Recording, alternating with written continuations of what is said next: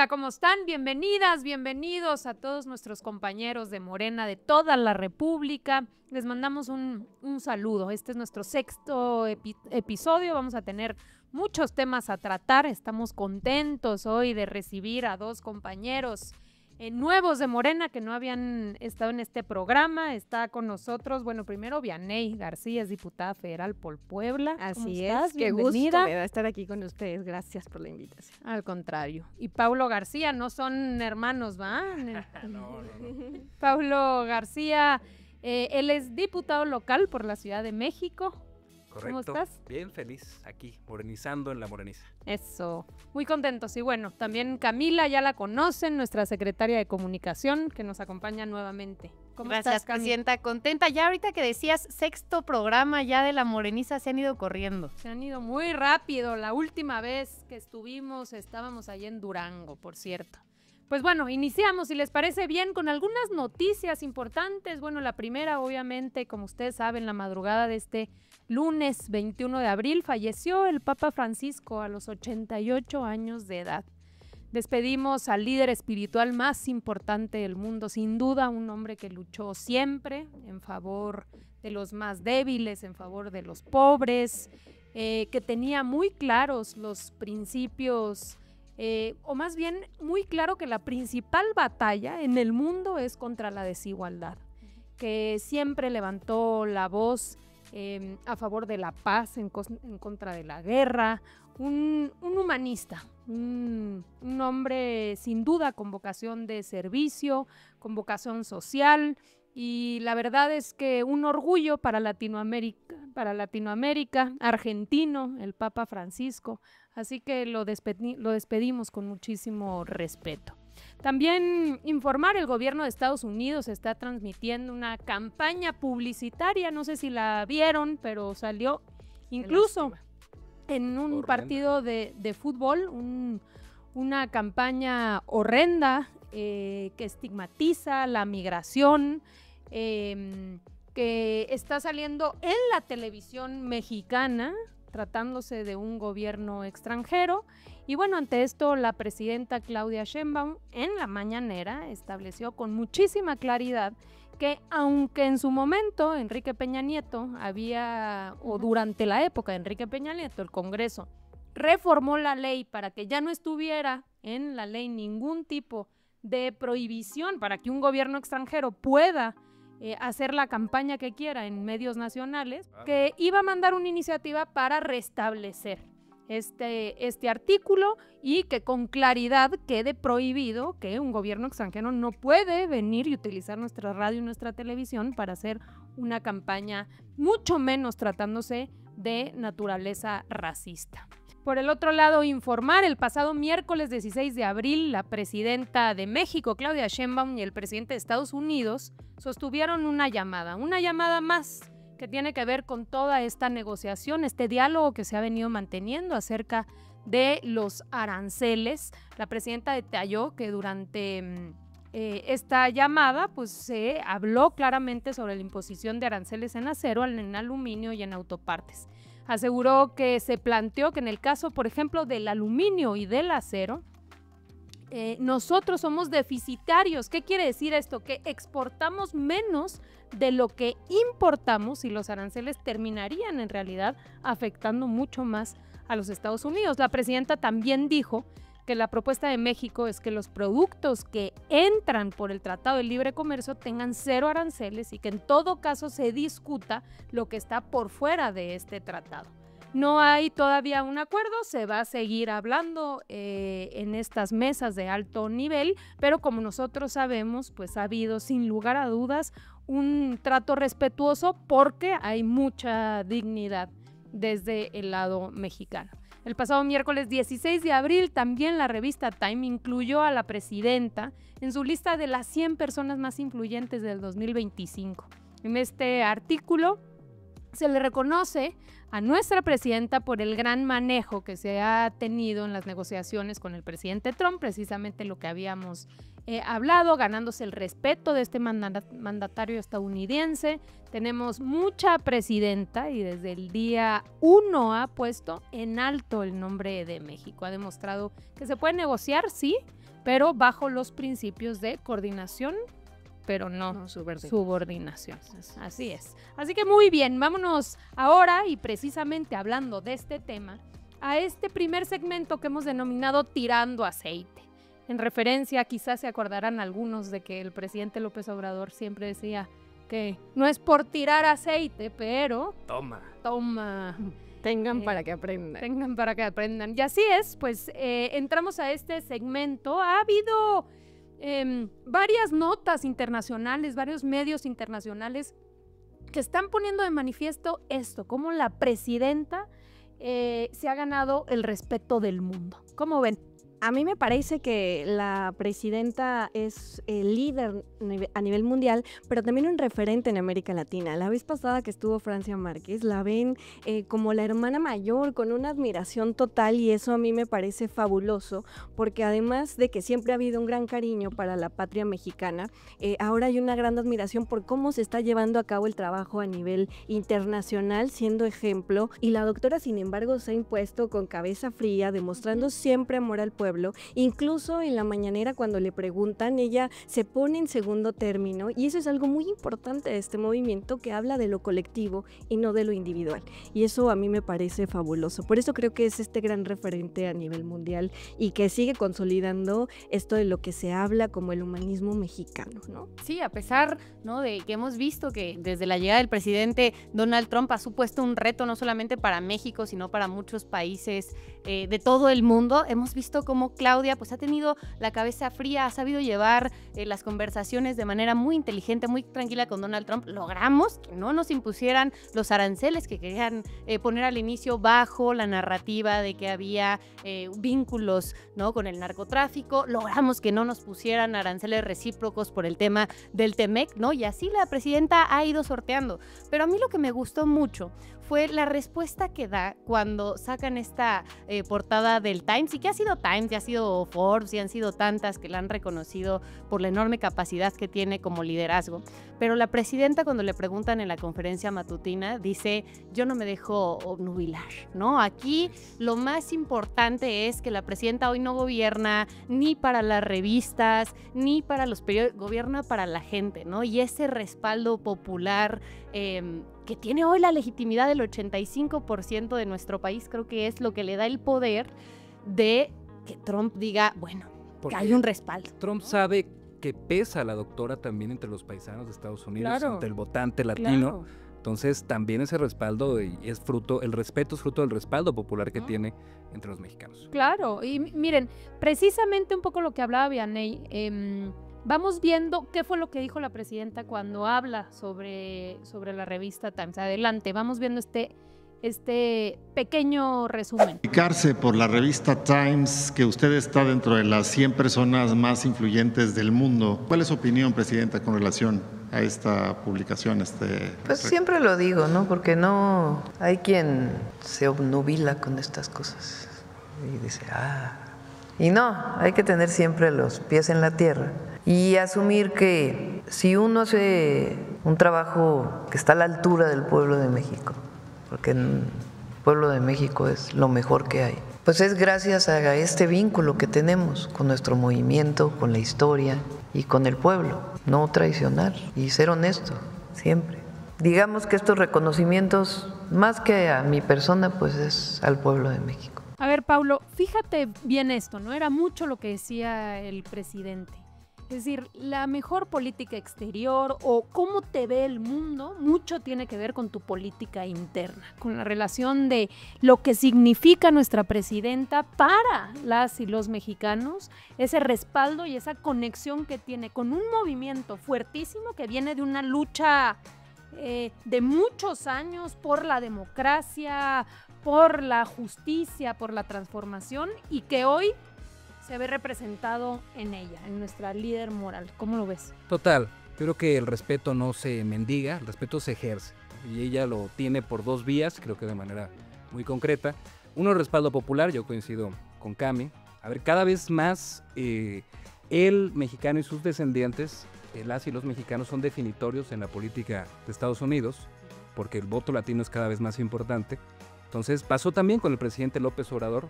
Por más de las diferencias, Trump siempre lo trató con mucho respeto. Y lo segundo, obviamente, también es su estilo, ¿no? La cabeza fría, la manera que tiene de negociar. Entonces creo que esas dos cosas han sido la clave. Tenemos mucha presidenta. Bueno, sigamos con tirando aceite. Vámonos ahora con lo del programa de vivienda. Se presentó el programa de vivienda. Vamos a ver este videoclip y después reaccionamos. Adelante. Amigos, tenemos una presidenta igual de trabajadora que nuestro presidente AMLO. Siempre la presidenta Claudia está al servicio del pueblo y de la gente. Y es que el día de hoy se presentó en Aguascalientes, amigos, para echar a andar la construcción de 7,400 viviendas. La meta de viviendas para el bienestar, amigos, es construir más de 1,000,000 de viviendas para quienes nunca han tenido la oportunidad de tener una casa. Pero bueno, amigos, aquí les dejo la participación de nuestra presidenta Claudia en este evento. Es un privilegio, es un derecho del pueblo de México y por eso ya está en la Constitución que la vivienda es un derecho y los gobiernos estamos obligados a construir vivienda para el beneficio de las y los mexicanos. Y aquí en Aguascalientes pues estamos iniciando en este predio. Además, el programa considera 1,000,000 de escrituras. Entonces, vamos a beneficiar a millones de mexicanos y mexicanas con las acciones de certeza jurídica de su vivienda nueva y donde se ofrezca mejoramiento y ampliación. Pues 1,100,000 viviendas es un montón. Estamos hablando de la posibilidad, uno, que vía el Infonavit, es decir, para todos los trabajadores formales que cotizan ante el Infonavit, pueda haber una construcción de esta magnitud. Ya sabemos que con claras reglas, es decir, con la posibilidad no solamente de comprar, sino ahora de que los derechohabientes puedan rentar y después determinar o decidir si quieren comprar y que se les contabilice lo que ya fueron pagando a través de las rentas. Hay que recordar una cosa muy rápida, les paso la palabra. Una de las grandes problemáticas en materia de vivienda es que con esta lógica neoliberal lo que fue sucediendo es, de entrada, estás obligado tú a poquinar, porque tienes que de manera obligada, de alguna manera, ir aportando el 5% de tu salario al fondo de vivienda. Ese fondo de vivienda puede ser utilizado, si tú lo deseas, a través de un crédito. El problema es que el Infonavit te puede prestar, de acuerdo a cierto análisis, lo que puedas pagar. Entonces, pues hay montos muy pequeños, te prestan en promedio 400, 500,000 pesos. ¿Qué puede uno comprar con $500,000 de pesos, por ejemplo, en la Ciudad de México? No alcanza. Por el otro lado, estamos a expensas de lo que cobran los departamentos que hacen, pues, las empresas inmobiliarias que se dedican al negocio y que, por supuesto, tienen plusvalías importantes. Entonces, lo que se trata es, de entrada, que el Infonavit pueda construir, regresarle esa posibilidad, que construya a precios mucho más baratos y que después estos créditos se puedan dar a través de renta social para que posteriormente puedas adquirir y realmente una gente joven que está empezando a cotizar pueda tener esta posibilidad. ¿Cómo ven? Sí, recordar un poco también cómo era la política de vivienda en el periodo neoliberal. A ver, se abandonaron 6 millones de viviendas porque se construyeron en lugares inhabitables. Se construyeron encima de lagunas, con deficiencia de los servicios públicos más básicos, drenaje, alumbrado, tenían problemas con eso. Hubo casos de corrupción. Recordar que en los sexenios de Calderón y de Fox fue un mismo director del Infonavit, que además fue señalado ampliamente por casos de corrupción, Víctor Borrás. Entonces, pues es la gran diferencia, ¿no? Aquí no se piensa la vivienda como una mercancía, sino como un derecho. Pero además, perdón, las casas de cartón, o sea, casas chiquititas en donde no había espacio ni siquiera de recreación, alejadas, sin servicios, sin la posibilidad de vivir de manera digna. Y eso creo que es muy importante. A mí me parece magistral este trabajo que está haciendo la doctora, porque no solo tiene que ver con la construcción de 1,100,000 viviendas, sino también de darle escritura a la gente, que en este país las casas, los terrenos no tienen esa posibilidad. Luego también de de disminuir el tema de los créditos, de congelar las deudas como ya se ha venido haciendo. O sea, es un trabajo conjunto. Eso creo que es muy importante recalcar. Cada política que se está implementando en el gobierno de la doctora tiene que ver con una planeación transversal. Es decir, no son ideas aisladas, sino que se trabajan de manera conjunta y eso es de reconocerse. Y no hubiera podido ser sin el primer piso de lo que se construyó con el presidente López Obrador. Sí, y que reconoce la importancia de la vivienda. O sea, tener una vivienda propia sí es un tema de movilidad social brutal, ¿no? O sea, cuando tú tienes un espacio para desarrollarte, un espacio para llegar, donde estás cerca de servicios de escuelas, de servicios de hospitales, de servicios, ¿no? Público. De transporte público, entonces puedes tener también un desarrollo profesional, personal, económico muy importante. Y entonces a mí me encanta ver, por ejemplo, cómo hoy están trabajando Fobiste, Conavi, todos están trabajando juntos, por ejemplo, para que un adulto mayor, para que un joven, para que una persona con discapacidad, una madre soltera puedan tener acceso a una vivienda con tasa cero, ¿no? O sea, eso que pensamos que sería imposible porque estaban súper precarizados los salarios y las viviendas estaban pues, a la orden del día porque lo importante era beneficiar a las empresas inmobiliarias, ¿no? Claro. Yo creo que nuestra generación pensó que nunca íbamos a poder tener acceso a una vivienda y esto abre una puerta brutal. Y un dato tétrico, que es importante, de lo que pasaba en el periodo neoliberal, justo lo que decía la presidenta de que de pronto era muy difícil pagar la hipoteca, incluso la hipoteca pública. Había miles de personas que llegaban a carteras vencidas, llegaron al extremo en la corrupción de rematar las carteras vencidas a empresas. Hay un dato que una empresa terminó, un fondo de inversión, terminó pagando viviendas a 45,000 pesos. Entonces, pues mientras enriquecían unas cuantas corporaciones, la gente tenía vivienda en las peores condiciones. Sí, no nos vamos a olvidar nunca, ¿no? De los hijos de Martita, cómo se hicieron millonarios a través de todos los esquemas. Pues vamos cerrando este episodio de Tirando Aceite para platicar un poco ahora sobre pues la oposición, ¿no? Mienten como respiran. A ver, vamos viendo este video. ¿Cuál oposición? Porque sigue la polémica por los narcocorridos. El debate ya está ahí. ¿Prohibir o no los corridos tumbados? De pronto han descubierto que mediante la prohibición se va a reducir la penetración del crimen organizado en las estructuras sociales de México. No prohibimos un género musical, pues eso sería absurdo. Lo que estamos planteando es que las letras no hagan apología de las drogas, de la violencia. La presidenta dice, bueno, a nivel federal prohibido prohibir, está la libertad de expresión, se trata de generar conciencia entre las y los jóvenes y también de un cambio cultural.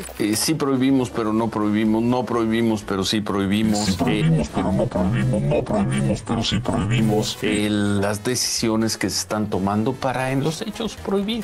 El afán totalizador del Estado de quererse meter en todos los aspectos es una tentación de izquierdas y derechas en el mundo, pero es más propia de regímenes autoritarios. Ahora tenemos un voto libre, no son los tiempos del preautoritario, en donde inflaban las casillas, se robaban las urnas, aplicaban la operación tamal, carrusel, ratón loco. Nuestra tarea es evitar que cualquier joven se acerque a un grupo delictivo. Y eso solo se puede dar con justicia social y atendiendo las causas profundas de la desigualdad. Instrucción de la presidenta Claudia Sheinbaum Pardo, estamos construyendo zonas de paz en las colonias en donde se registra mayor violencia. O sea, ¿por qué el Estado no ha hecho nada para prevenir que las juventudes y que las infancias quieran ser estos personajes? Desde mi punto de vista es mejor la educación, la formación y que la propia sociedad vaya haciendo a un lado estos contenidos musicales que la prohibición per se. En México hay un movimiento que fortalece valores culturales, morales, espirituales. Hay una revolución de las conciencias. Yo la verdad es que creo que este es un despropósito gigantesco y que están persiguiendo a los morros que tocan estas músicas más que a las historias en las que están. Le están ladrando al árbol equivocado. Exacto. ¿Qué hacían antes? Llamar a los jóvenes ninis, llamarlos despectivamente. Abrazos a los jóvenes. Nunca se habló de abrazos a los delincuentes. O sea, quien esté pensando eso, pues Está muy mal. Prohibido prohibir, no va a haber censura para nadie. Pues así iniciaron, ¿no? Las mentiras, que ahora se supone que se quisiera prohibir los corridos, nada más alejado de la realidad. En realidad lo que sí hay es una puesta en la mesa sobre cómo podemos ir avanzando en la conciencia colectiva de lo que genera contenidos de música, de series, en la cultura mexicana, que es en apología del delito, de el uso de drogas, del machismo. Entonces, pues bueno, obviamente utilizan cualquier cosa para, pues siempre manipular la información, pero que quede claro que lo que se ha venido planteando, y qué bueno, son estrategias, como es por ejemplo este concurso musical que se va a hacer precisamente para que haya contenidos distintos del amor, de la cultura de México, tantas cosas que pueden formar parte de la música regional mexicana. A mí me gustaría decir que yo soy fan de Natanael Cano. A mí me gustan los corridos tumbados, que son cosas distintas a los narcocorridos. El 70% de la producción musical en nuestro país tiene que ver con cosas del narco y esta apología del delito. Y eso es de lo que deberíamos de estar hablando. Cuando yo digo que las políticas de la doctora Claudia Sheinbaum son transversales, hablo también desde qué es la cultura y cómo se han venido dando estas costumbres. No fue de la noche a la mañana. O sea, Peso Pluma no nació ayer. Se vuelve popular en la pandemia. Un chavo de 17 años que nace en los 2000 y que crece justamente con esta política asesina de Felipe Calderón, y que hoy es el resultado de lo que vemos. Aspiraciones como el hecho de decir de que mis sueños se logran una vez que te tengo anotado en la libreta y si no te trueno.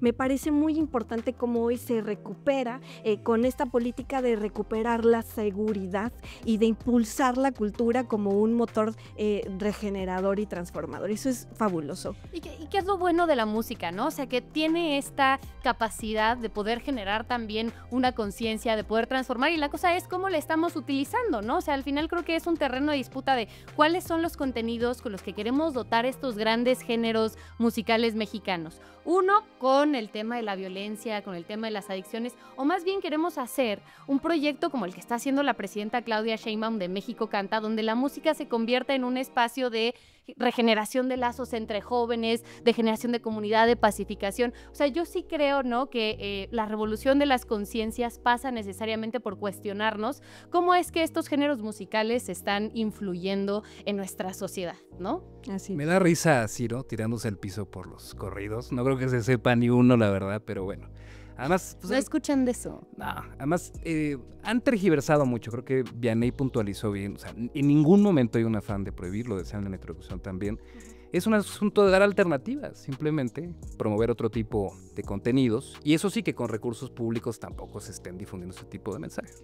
Ahora, lo que es ridículo es ver, por ejemplo, al niño del cártel inmobiliario, de Jorge Romero, ¿no?, diciendo en medios de comunicación, ¿no?, que somos nosotros los de los regímenes autoritarios. Perdón, régimen autoritario el que vimos con Felipe Calderón, ¿no?, durante su mal llamada guerra contra el narcotráfico, donde parecía que la única vía que tenían los jóvenes para poder desarrollarse, para poder tener, era involucrarse con los cárteles, con el crimen organizado. Porque ahí la pregunta es, ¿cómo se llamaba el proyecto de jóvenes que hubo durante el sexenio de Felipe Calderón? Que nos lo mencionen, ¿no? Durante el sexenio de Peña Nieto. Si existían, nadie los conoce. En cambio, por ejemplo, la Cuarta Transformación, todo el mundo lo conoce. Ahí está Jóvenes Construyendo Futuro, ahí están las becas Benito Juárez, ahí están las nuevas universidades que están generando con la presidenta Claudia Sheinbaum, ¿no? Totalmente. Y como siempre, y es uno de nuestros pilares en el movimiento, prohibido prohibir. Eso significa, sin lugar a dudas, que la prohibición no va a venir de arriba, pero sí el generar conciencia. Vamos cerrando este capítulo para entrar a las tareas del movimiento. Varias cosas que plantear aquí. La primera tiene que ver con informarle a nuestra militancia que vamos a tener Consejo Nacional. Ya el presidente nacional del Consejo Nacional de Morena, Alfonso Durazo, sacó la convocatoria hace un par de días. Va a haber consejo el 4 de mayo. Están convocadas todas y todos los consejeros nacionales. Son más de 300 mujeres y hombres alrededor del país. 2 temas importantísimos a tratar. Uno tiene que ver con el nepotismo, desterrar el nepotismo de Morena. significa que nosotros empecemos a aplicar la ley que ya se aprobó en el Congreso y que fue una propuesta de la presidenta, pero que se estableció su aplicación obligatoria hasta 2030, aplicarla desde ya. Por cierto, ya lo estamos haciendo en el caso de Durango y de Veracruz.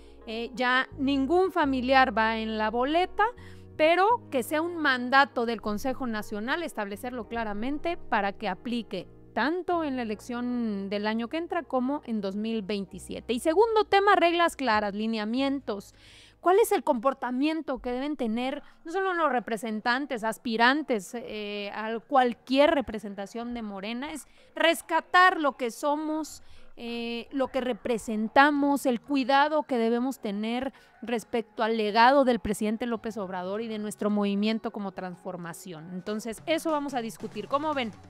¿Son consejeras? ¿Consejeros? Sí, yo soy consejera nacional. Es la primera vez que me toca ser consejera. Por eso creo que es muy importante que esta carta que nos manda la doctora se lleve a cabo, porque además hay mucha gente que se suma y mucha gente que no conoce los estatutos, los lineamientos y que difícilmente se van a poder a leerlo, pero ya lo decía el presidente, con tener buen corazón, ser honestos y atender estos principios del humanismo mexicano, creo que ya estamos del otro lado y podremos seguir construyendo patria digna para mucho tiempo.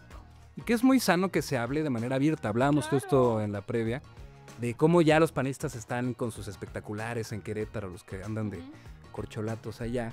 Que, pues vaya, son cosas que pasan en la política, pero pues lo sano es que se pueda hablar de manera pública y que se pueda regular, ¿no? O sea, ellos, pues vaya, con su estilo conservador les encanta como que las cosas ocurran, pero por debajito del agua.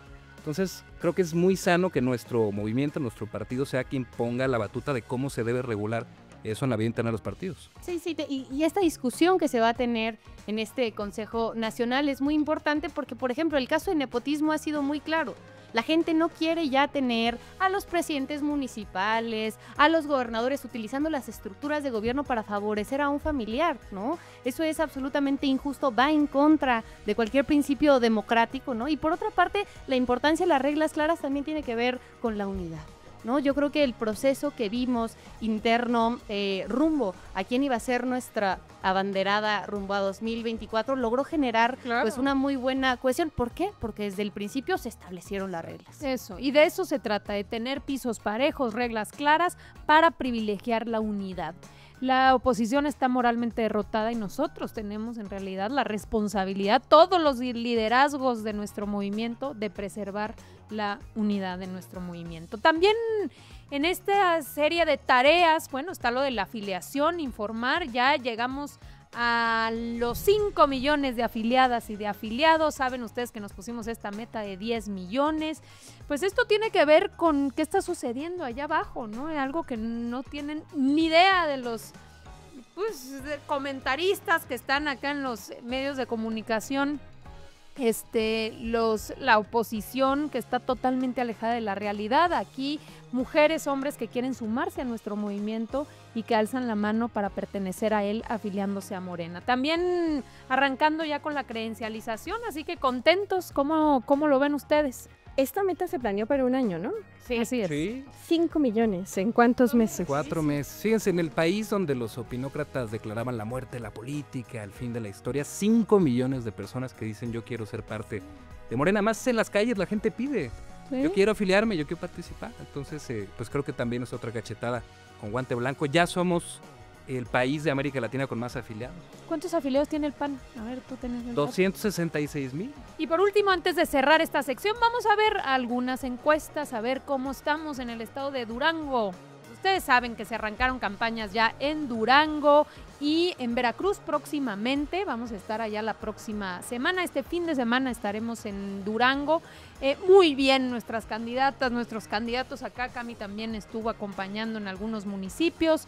Muy movidos, saben perfectamente que aquí las campañas son a ras de tierra, están tocando puertas, están convenciendo a la gente. Hay muy buen ánimo en Durango.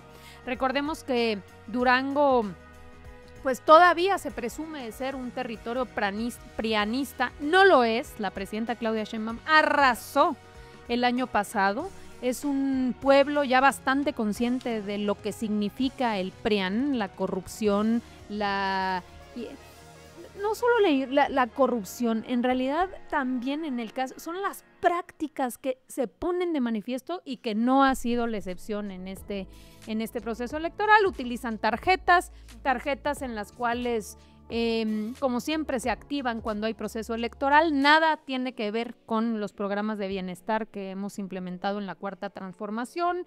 Se ponen a condicionar votos, trabajadoras y trabajadores del Estado. Lo que está sucediendo en Lerdo, por ejemplo, ¿no? Vemos que la que es la candidata a la presidencia municipal de Lerdo es la esposa del actual alcalde, ¿no? Y además, pues una serie de denuncias que hubo hace unos días por parte de un ciudadano donde hablaban pues de malos manejos, de compra de terrenos a precio de beneficio de ellos, etcétera. Entonces, pues todas esas cosas la gente las ve en todos los municipios y dice, ya que se vaya el PRIAN. Qué bueno que ya se van al basurero de la historia también, Durango. Pues cerramos esta sección y vámonos finalmente con la última sección, lo mejor, lo peor y lo ridículo de esta semana en las redes sociales. Vámonos con este clip, lo mejor de las redes sociales. Habló en favor de los pobres, habló en contra de los opresores, habló en contra de la corrupción. Habló el Papa Francisco en favor de las mujeres, en favor de los jóvenes. Un hombre que representa mucho para la humanidad, más allá incluso de la religión católica. Latinoamérica todavía está en ese camino lento de lucha del sueño de San Martín y Bolívar, ¿no? Que es el sueño de la unidad latinoamericana. Un documento que acaba de dar a conocer el Papa Francisco, cómo es la política neoliberal contraria al humanismo. Estuvo cerca siempre del más humilde, de los pobres. Es un papa verdaderamente cristiano. Sus homilías son discursos de humanismo, con la lucha de los pobres, con la lucha de los desposeídos. ¿Saben qué me mandó a decir el Papa Francisco con mi esposa? Dígale que no se canse. Bueno, pues aquí está lo mejor de las redes sociales de esta semana. Lo que dijo nuestra presidenta, lo que dijo nuestro presidente con respecto precisamente al Papa Francisco. Sí, creo yo que más allá de compartir o no, digamos, la fe del Papa Francisco, sí se reconoce el gran trabajo que hizo como un humanista, ¿no? Y creo que su legado es un legado más político, ¿no? Porque fue quien se atrevió a decir que el gran problema que tenemos a nivel internacional son las desigualdades, que se atrevió, por ejemplo, a hablar en contra de los privilegios de los poderosos y además, pues un papa que incomodó, pero yo creo que un papa que sabía, ¿no? La increíble importancia y el poder que tiene hoy la unidad entre los pueblos, ¿no? Y sobre todo, pues el eliminar estas desigualdades.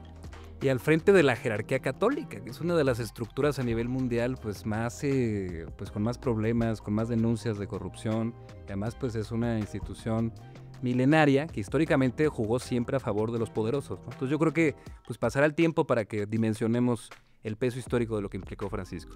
Vamos a ver el siguiente capítulo, ahora sí lo peor de esta semana en las redes sociales. Dice Cuadri, la CDMX en plena decadencia e iztapalización. El crimen organizado se apodera ahora del Paseo de la Reforma y la Alameda Central y los invade con ambulantaje, cobrando derecho de piso y sobornando funcionarios. El único que cobró su pensión fue él cuando fue ahí a recogerla.